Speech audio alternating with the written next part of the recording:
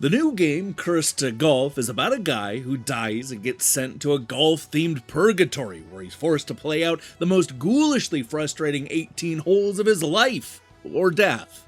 This got me wondering, what kind of personalized purgatory should I look forward to when I die? I suspect it's gonna be one where I can play all the games that I want, but every single one of them is terrible. If that's the case, I better enjoy Cursed to Golf now while I'm still alive, because there's no way I'm going to be able to take a game that's this much fun into the afterlife. It's a monstrously silly sports game that sees us slicing and hooking our way through the underworld, one hole at a time. Watch out for flying balls, because this is my review of Cursed to Golf.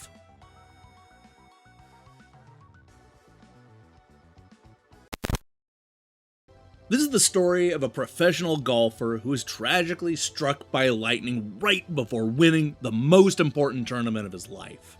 This sends the unlucky putter to the afterlife, where the ghost of an old Scottish golfer reveals that, even though he's dead, there's still a chance to complete the tournament.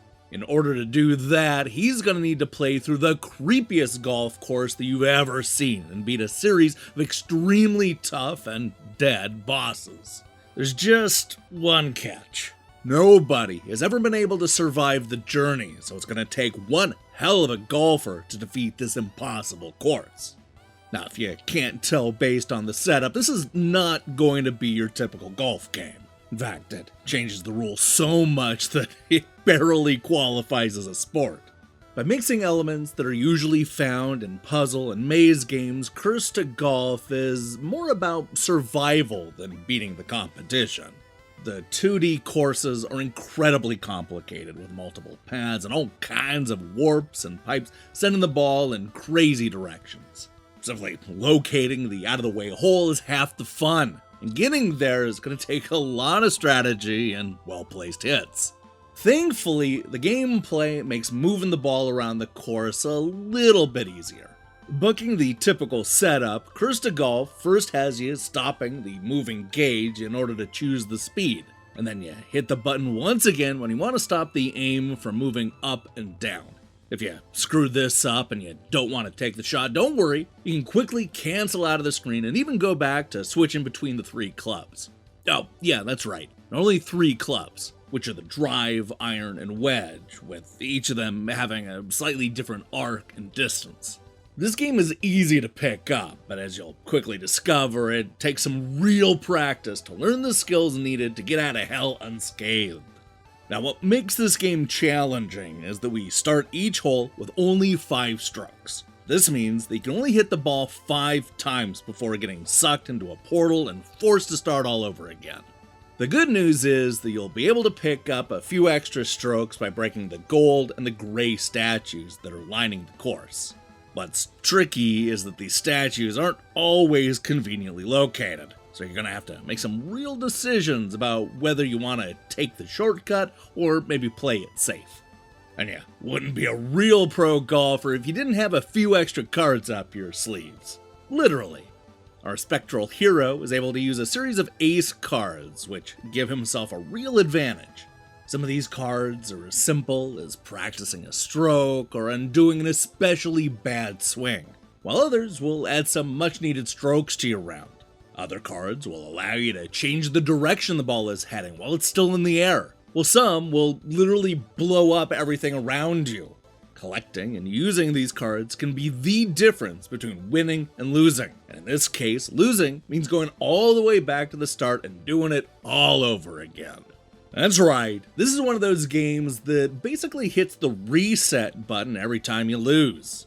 And before you ask, yes, the levels are randomly constructed too. You'll recognize a lot of the same types of mazes, but you never really know what you're going to get from one hole to the next.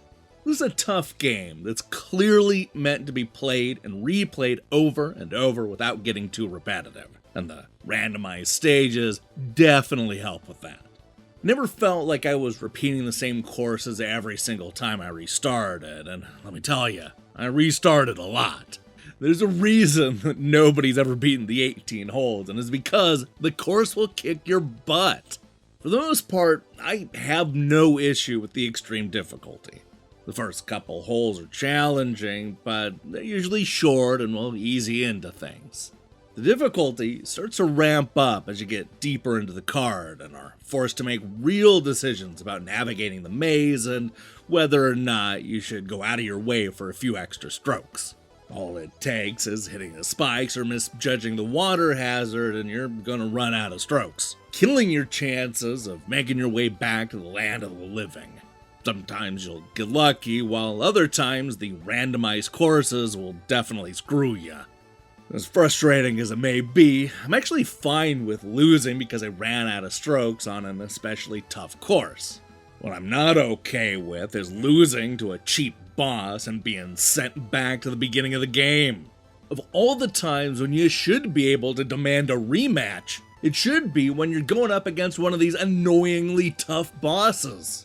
These characters already hit the ball further than our hero, but they have an advantage of actually knowing the course. It may take a few tries before you're able to finally take down these bosses, which means replaying a whole bunch of holes.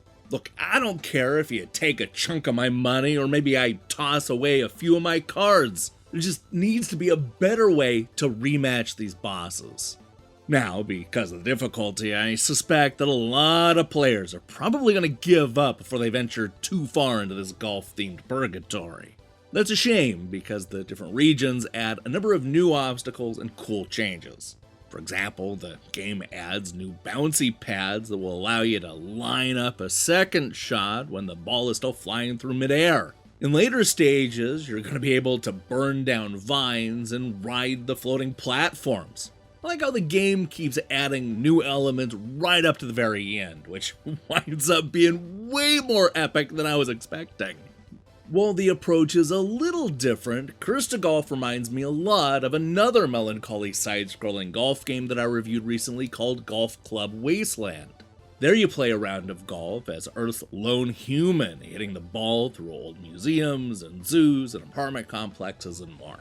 While I like the world building in that game more, Curse to Golf is the one that I'm going to come back to time and time again. Sure, it's challenging and maybe a little bit unfair at times. But once you've mastered the gameplay and learned how to effectively wield the cards, there's a layer of depth here that's going to keep you coming back for more. Yeah, keep those 2D golf games coming because they're only getting better.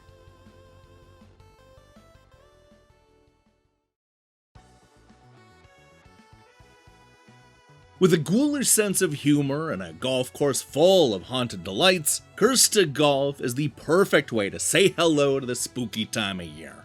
Although a bit unfair at times, the randomized levels are a lot of fun and there's a whole extra layer of depth once you've mastered using the ace cards.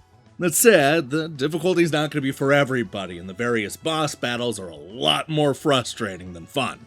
If you're looking for a challenge and like your golf courses to be as complicated as possible, then you're definitely going to want to sign up for this tournament. It may not be a hole-in-one, but Curse to Golf is a real winner. Hey, thanks for watching our review. If you liked what you saw here, then you should know that we post new reviews and features almost every day. Now, here's the question I have for you. What is your favorite golf game? Is it something serious like Tiger Woods, or maybe something a little crazy like zany golf? Let me see your picks in the comments below. In other news, we'll be back tomorrow with a review crew episode that'll either cover the Nintendo Switch Online or Cubite Classics. We're pretty much just waiting to see what Nintendo announces. But yeah, wait for that. I strongly recommend you click that subscribe button and support what we're doing here. Until then,